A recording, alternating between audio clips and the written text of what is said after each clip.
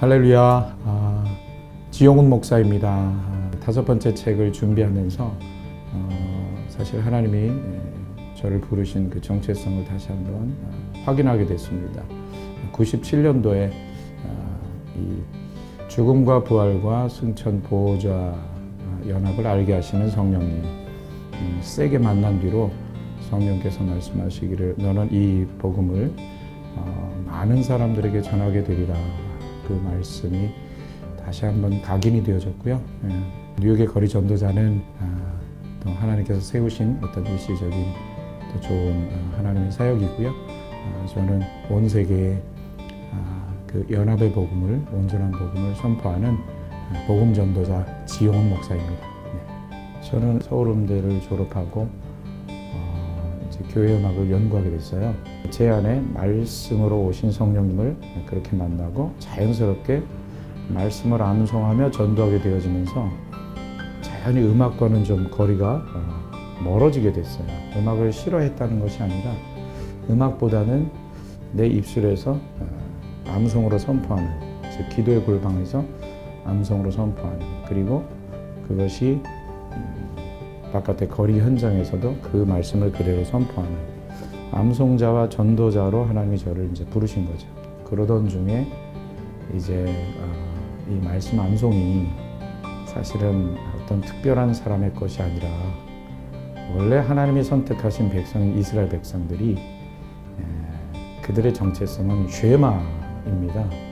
그 신명기 6장 4절에서 9절 그 전체가 이제 들으라 이스라엘아 이렇게 시작하죠.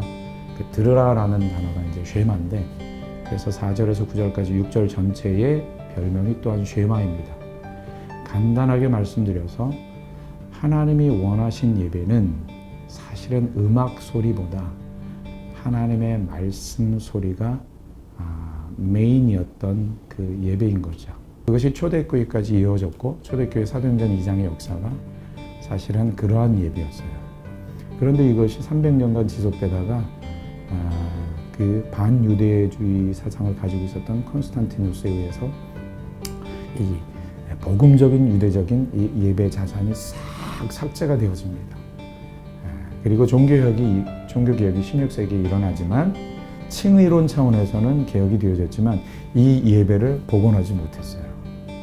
그러한 상태에서의 즉 그 콘스탄티누스가 로마식 헬라식 그가 믿었던 태양신 숭배 사상 그 미트라 종교 예식 차원의 예배로 바꿔버린 것이죠. 기독교 공인되어졌던 313년에 그 잔재가 아직까지도 흘러와 있다는 것을 제가 알게 되었어요. 20년 동안 성령님 세게 만나고 그 소리로 암송하며 전도하고 지내왔던 것이 저만의 것이 아니었고 원래 성경에서 하나님께서 원하셨던 예배였구나. 말씀에 흥황하는 예배였구나. 한 사람의 설교에 의존하는 예배가 아니라 음악에 의존되어진 예배가 아니라 격렬하게 말씀을 나누는 그런 말씀 흥황의 예배였던 것이죠.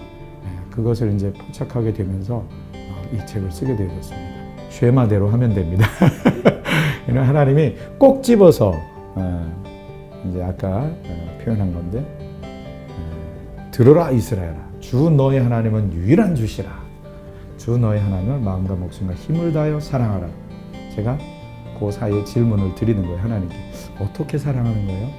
바로 답변을 주시죠. 내 말을 새겨라. 즉 암송하라.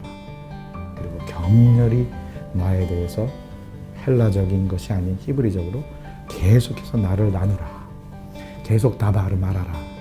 그런데 앉아있을 때나 길 갈 때나 누워있을 때나 일어날 때나 여호수아에게 말씀하신 대로 입에서 떠나지 말게 하라. 그래서 성령과 그 가까워지는 비밀 중의 비밀은 성령님이 쓰신 성경 말씀을 성령님을 더 찬양하고 경배하기 위한, 왜냐하면 성령님이 우리의 삶을 하나님의 뜻대로 이끄시는 분이시기 때문에 그래서 그분이 제시하신 방법대로 따라가는 것이 가장 안전하고 정확한 방법이죠. 그런데 입에서 떠나지 말게 해야 되는데 사람들은 그냥 머리에서 떠나지 않게 하는 차원인 거죠.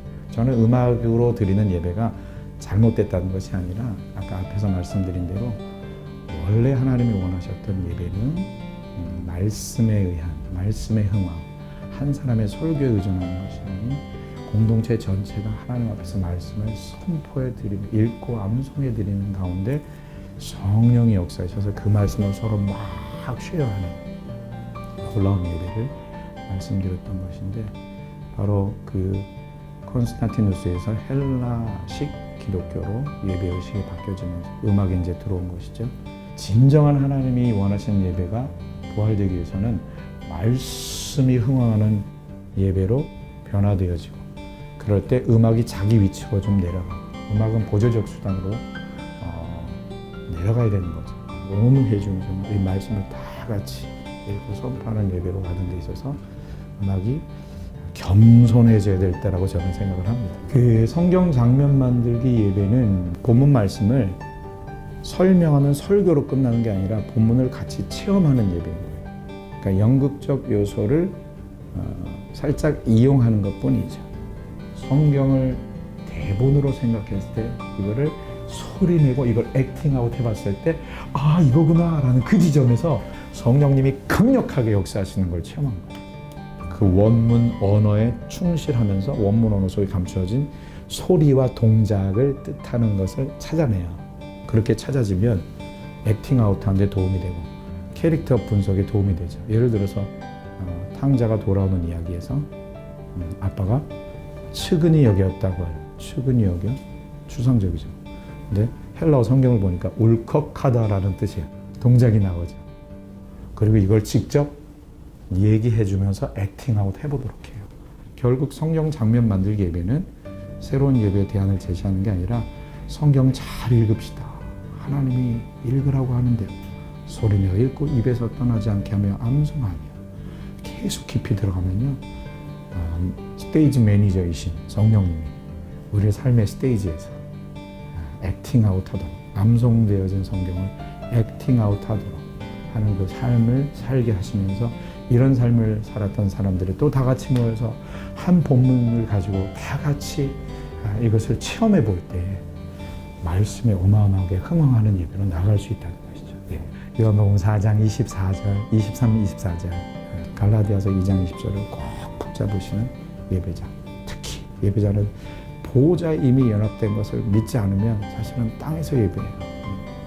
저의 그 온전한 복음이 무엇인지를 제 책을 통해서 정말 여러분들의 것으로 가지시면 좋겠어요. 할렐루야.